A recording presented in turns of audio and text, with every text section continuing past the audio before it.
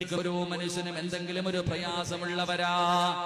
എന്റെ പ്രിയമുള്ള സഹോദരങ്ങളെ, അള്ളാഹുവിന്റെ പ്രവാചകൻ പറയുകയാ, എന്റെ പ്രിയമുള്ളവരെ, നമുക്കില്ലാതെ പോയതും അത് തന്നെയാണ്. ഇത് പടച്ച റബ്ബിന്റെ തീരുമാനമാണെന്ന് കരുതിയിട്ട് ക്ഷമിക്കാൻ കഴിയുന്നില്ലല്ലോ.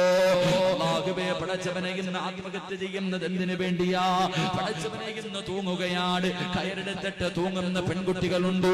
പടച്ചവനെ, കടക്കടിയിലേക്ക് വീഴുമ്പോ കച്ചവടം നഷ്ടത്തിലായിട്ട് പടച്ചവനെ ലക്ഷങ്ങളുടെ കടമുണ്ടാകുമ്പോ തന്റെ ഭാര്യയും മക്കളെയും പോലും ഓർക്കാതെ ഒറ്റയടിക്ക് ജീവിതം തീർക്കുന്ന കച്ചവടക്കാരുണ്ട്.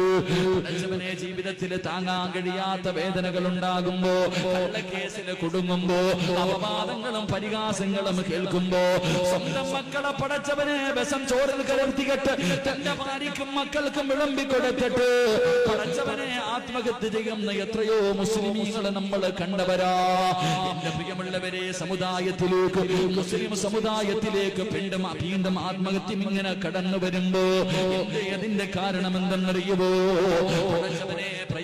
പ്രതിസന്ധി ഉണ്ടാകുന്ന സമയത്ത് നിൽക്കാൻ നമ്മളിൽ പലർക്കും കഴിയുന്നില്ല. 10ാം ക്ലാസ്സിൽ പരീക്ഷ എഴുതിയിട്ട് റിസൾട്ട് വരുന്ന ദിവസം പടച്ചവനെ മക്കളോടുകയാണ്, ഓടിച്ചെന്നിട്ട് പടച്ചവനെ അവർക്കൊരു നല്ല റിസൾട്ട് കിട്ടിയില്ലെങ്കിൽ ആത്മഹത്യ ചെയ്യുന്ന എത്രയോ മക്കളുണ്ട്. എന്റെ പ്രിയമുള്ളവരെ, ചാകാനാണെങ്കിൽ അതിനല്ലേ സമയം കാണൂ. ആത്മഹത്യ ചെയ്യാനാണെങ്കിൽ എന്റെ പ്രിയമുള്ളവരെ ദുനിയാവും ആഖിറവും നഷ്ടപ്പെട്ടു പോകുമല്ലോ. എന്റെ പ്രിയപ്പെട്ടവരോട് അല്ലാഹുവിന്റെ റസൂൽ പറയുകയാ, എത്ര വലിയ പ്രതിസന്ധി ഉണ്ടായാൽ പടച്ചവനെ ജീവിതമെന്ന് അവസാനിപ്പിക്കണമെന്ന് തോന്നുമ്പോ, നാട്ടുകാര് മുഴുവനും ഒറ്റപ്പെടുത്തുമ്പോ, കൂട്ടുകാരും കൂടപ്പിറപ്പും കുടുംബക്കാരും കൈവിടുമ്പോ, ചെയ്യാത്ത തെറ്റിന്റെ പേരിൽ നിന്നെ അപവാദം പറഞ്ഞു നിന്നെ പരിഹസിക്കുമ്പോ, നാണം കെടുത്തുമ്പോ, സമൂഹത്തിന്റെയും സമുദായത്തിന്റെയും മുന്നിൽ എന്നെ ഒറ്റപ്പെടുത്തുമ്പോ, എന്റെ പ്രിയമുള്ളവരെ, ഈ ജീവിതമെന്ന് അവസാനിപ്പിക്കണമെന്ന് തോന്നുന്നതിന് ഒരു മിനിറ്റ് മുമ്പ് അല്ലാഹുവിന്റെ റസൂൽ പറയുന്നു, നിനക്കൊരു ദിക്ർ പറഞ്ഞു തരികയാണ്. അല്ലാഹുവിന്റെ പ്രവാചകൻ പറയുകയാ, ഒരു ദിക്ർ പറയാൻ നിനക്ക് കഴിയുമോ? നിന്റെ മനസ്സിന് സമാധാനം കിട്ടാൻ, നിന്റെ ജീവിതത്തിൽ സന്തോഷം ഉണ്ടാകാൻ, നിനക്കൊരു ആത്മവിശ്വാസം കിട്ടാൻ, ഒരു ധൈര്യം കിട്ടാൻ അല്ലാഹുവിന്റെ റസൂൽ ഒരു ദിക്ർ പറഞ്ഞു തരികയാ. ഏത് ദിക്റെന്നറിയുമോ? ആര് പറഞ്ഞ ദിക്റെന്നറിയുമോ? ആര് പറഞ്ഞ ദിക്റെന്നറിയുമോ? അല്ലാഹുവിന്റെ റസൂലിന്റെ പ്രിയപ്പെട്ട ഭാര്യ ആയിഷ ബീബി റളിയല്ലാഹു തആല അൻഹ. എന്റെ പ്രിയമുള്ളവരെ, ആയിഷ ബീബി റളിയല്ലാഹു തആല അൻഹയെ കുറിച്ച് അല്ലാഹുവേ ഒരു അപവാദം പറഞ്ഞു പരത്തുകയാ. ഒരു അപവാദം പറഞ്ഞു പരത്തുകയാ. എന്ത് അപവാദമെന്നറിയുമോ? ആയിഷ ബീബി വ്യഭിചരിച്ചെന്ന് നാട് മുഴുവനും പറഞ്ഞു പരത്തുകയാ. മഹാനായ സൗബാ റളിയല്ലാഹു തആല അൻഹു ഒരു ചെറുപ്പക്കാരനുമായിട്ട് അല്ലാഹുവിന്റെ റസൂലിന്റെ ഭാര്യ വ്യഭിചരിച്ചു എന്ന് പറഞ്ഞു പരത്തുകയാ. അവർ ആയിഷ ബീബിയെ വെറുതെ വിട്ടില്ല. അല്ലാഹുവിന്റെ റസൂലിന്റെ ഭാര്യയെ പോലും വെറുതെ വിട്ടില്ല. ആ സ്വഹാബത്തിന്റെ കാലഘട്ടത്തിൽ നടന്ന സംഭവമാ. എന്റെ പ്രിയമുള്ളവരെ, എവിടെ നോക്കിയാലും ആയിഷാനെ കുറിച്ചാണ് ചർച്ച.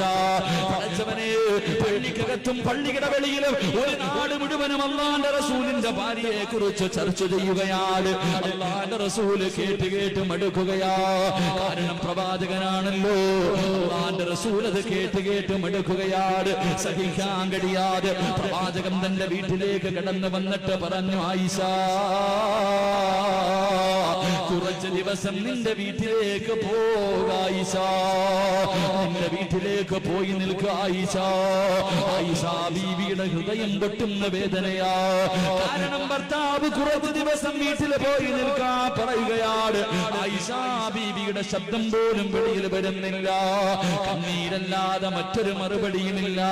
ആയിഷ ബീവി റളിയല്ലാഹു തആല അൻഹ നോക്കുമ്പോ തന്റെ പ്രിയപ്പെട്ട വാപ്പ അബൂബക്കർ സിദ്ദീഖ് റളിയല്ലാഹു തആല അൻഹു വീട്ടിലേക്ക് കടന്നു വരികയാണ്. ആയിഷ ബീവി ഓടിച്ചെന്ന് ഉപ്പാന്റെ കയ്യിൽ പിടിച്ചിട്ട് കരഞ്ഞുകൊണ്ട് ചോദിച്ചു, അപ്പാ, ഞാൻ അല്ലാഹുവിന്റെ റസൂലിന്റെ ഭാര്യയാണ് വാപ്പ. ഞാൻ എങ്ങനെ ചെയ്യുമെന്ന് എന്റെ വാപ്പയ്ക്ക് തോന്നുന്നുണ്ടോ? ഈ ആയിഷ വ്യഭിചരിക്കുമെന്ന് നിങ്ങൾക്ക് തോന്നുന്നോ വാപ്പ? അല്ലാഹുവേ, വാപ്പ മകളുടെ മുഖത്ത് നോക്കിയിട്ട് പറഞ്ഞ മറുപടി എന്തെന്നറിയുമോ? വിശ്വസിക്കലല്ലാതെ വഴിയില്ല ആയിഷ. ആയിഷ ബീവി തളർന്നില്ല. തന്റെ പ്രിയപ്പെട്ട മാതാവിന്റെ മുന്നിലേക്ക് കടന്നു ചെല്ലുകയാണ്. പൊട്ടിക്കരഞ്ഞുകൊണ്ട് പറഞ്ഞു, ഉമ്മ, ഇവരൊക്കെ പറയുന്നത് കള്ളമാ ഉമ്മ, ഇവര് തെറ്റിദ്ധരിച്ചിട്ട് പറയുകയാ ഉമ്മ. 9.5 മാസക്കാലം വയറ്റിൽ ചുമന്നുകൊണ്ട് നടന്ന മരണവേദനയുടെ വേദനയിൽ നിന്ന് പ്രസവിച്ച തന്റെ പ്രിയപ്പെട്ട മാതാവ് തന്റെ പൊന്നാര മകള് നെഞ്ചു പൊട്ടിക്കെട്ടി കരഞ്ഞുകൊണ്ട് പറയുമ്പോ ആ മകളുടെ മുഖത്ത് നോക്കിയിട്ട് പറഞ്ഞ മറുപടി, ആയിഷ, തെളിവുകൾ മുഴുവനും നിനക്കെതിരാ ആയിഷ. ഇനി എനിക്ക് വിശ്വസിക്കലല്ലാതെ വഴിയില്ല. ഉമ്മ കൈയൊഴിഞ്ഞു, വാപ്പ കൈയൊഴിഞ്ഞു, കുടുംബക്കാര് കൈയൊഴിഞ്ഞു, നാട് മുഴുവനും തെറ്റുകാരിയെന്ന് മുദ്രകുത്തികെട്ട് പരിഹസിക്കുമ്പോ കളിയാക്കുമ്പോ നാണം കൊടുത്തുമ്പോ ആയിഷ ബീവി കയറെടുത്തില്ല, നരമ്പ് മുറിച്ചില്ല, വിഷമെടുത്ത് കുടിച്ചില്ല. എന്റെ പ്രിയമുള്ള പെങ്ങള് നിസ്കാരപ്പായിക്കകത്തേക്ക് കിടക്കുകയോ. അന്ന് ചരിത്രം പറയുന്നു ആയിഷ ബീവിക്ക് 16 വയസ്സിന്റെ താഴെയാണ് പ്രായമുള്ളത്. പഠിച്ചവര് ആയിഷ ബീവി റളിയല്ലാഹു തആല അൻഹാ പഠിച്ചവനെ ദിവസങ്ങൾ ഇങ്ങനെ എണ്ണി നീർക്കുകയാണ്. ഓരോ ദിവസങ്ങൾ ഇങ്ങനെ തള്ളുകയാണ്. 15 ദിവസം കഴിഞ്ഞു. 16-ാമത്തെ ദിവസം നോക്കുമ്പോ സുബഹി നമസ്കാരം കഴിഞ്ഞ് ആയിഷ ബീവി വീടിന്റെ വാതിലിലേക്ക് നോക്കുമ്പോ അല്ലാഹുവിന്റെ റസൂൽ കടന്നു വരികയാ. ഓരോ ദിവസവും ആയിഷ ബീവി സുബഹി നമസ്കാരം കഴിഞ്ഞ് വീടിന്റെ കവാടത്തിലേക്ക് നോക്കാറുണ്ട്. തന്റെ പ്രിയപ്പെട്ട ഭർത്താവ് വരുന്നുണ്ടോ, അല്ലാഹുവിന്റെ റസൂൽ വരുന്നുണ്ടോ. 16-ാമത്തെ ദിവസം ഇങ്ങനെ നോക്കുമ്പോ പുഞ്ചിരിക്കുന്ന മുഖത്തോടെ അല്ലാഹുവിന്റെ റസൂൽ കടന്നു വരികയാ. ആയിഷ ബീവിക്ക് പിടിച്ചു നിൽക്കാൻ കഴിഞ്ഞില്ല. ഇറങ്ങി ഓടുകയാ. ഓടിച്ചെന്ന് തന്റെ പ്രിയപ്പെട്ട ഭർത്താവിനെ കെട്ടിപ്പിടിച്ചിട്ട് ചോദിക്കുന്നു, നബിയേ, യാ റസൂലല്ലാഹ്, അല്ലാഹുവിന്റെ റസൂലേ, ഞാൻ തെറ്റ് ചെയ്തിട്ടില്ലെന്ന് അല്ലാഹു പറഞ്ഞു നബിയേ. എന്റെ നിരപരാധിത്വം തെളിയുന്നു നബിയേ. ജിബ്രീൽ വന്നു നബിയേ. ഖുർആനിന്റെ ആയത്തുമായി 7 ആകാശം കടന്ന് ജിബ്രീൽ ഇറങ്ങി വന്നു നബിയേ. അല്ലാഹുവിന്റെ റസൂൽ പറഞ്ഞു, ആയിഷ, ഇന്നലെ ഖുർആനിൽ ആയത്തിറങ്ങി ആയിഷ, നീ നിരപരാധിയാണെന്ന് ഖുർആൻ പറഞ്ഞു ആയിഷ. അല്ലാഹുവിന്റെ ഭാഗത്ത് നിന്ന് സഹായം ഇറങ്ങി വന്നു ആയിഷ. ആയിഷ ബീവി ചിരിച്ചുകൊണ്ട് പറഞ്ഞു, നബിയേ, എനിക്കുറപ്പായിരുന്നു നബിയേ, 7 ആകാശം കടന്ന് ജിബ്രീൽ ഖുർആനിന്റെ ആയത്തുമായി അല്ലാഹുവിന്റെ സഹായവുമായി ഇറങ്ങി വരുമെന്ന് എനിക്കറിയായിരുന്നു നബിയേ, എനിക്കുറപ്പായിരുന്നു നബിയേ. ആ ചെറിയ പെണ്ണിന്റെ ആ ഉറപ്പ് കേട്ടിട്ട് അല്ലാഹുവിന്റെ റസൂൽ ചോദിച്ചു, ആയിഷ, ഇത്ര ഉറപ്പെന്തേ ആയിഷ? അല്ലാഹുവിന്റെ സഹായം വരുമെന്ന്, ഖുർആനിൽ ആയത്തിറങ്ങുമെന്ന് ഇത്ര ഉറപ്പിച്ച് പറയാനുള്ള കാര്യമെന്താ? അവിടെന്ന് പറഞ്ഞു, നബിയേ, ഈ 15 ദിവസം നിസ്കാരപ്പായിലിരുന്ന് ഞാൻ പറഞ്ഞത് ഒരേ ഒരു ദിക്റാ നബിയേ.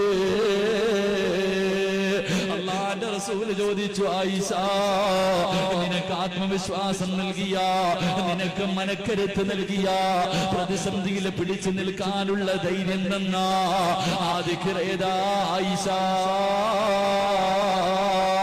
അല്ലാഹുവിന്റെ റസൂൽ ചോദിക്കുമ്പോ ആയിഷ ബീവി റളിയല്ലാഹു തആല അല്ലാഹുവിന്റെ റസൂലിനോട് പറഞ്ഞു, നബിയേ, ഹസ്ബുനല്ലാഹു നിഅമൽ വകീൽ, നിഅമൽ മൗലാ വ നിഅമൻ നസീർ.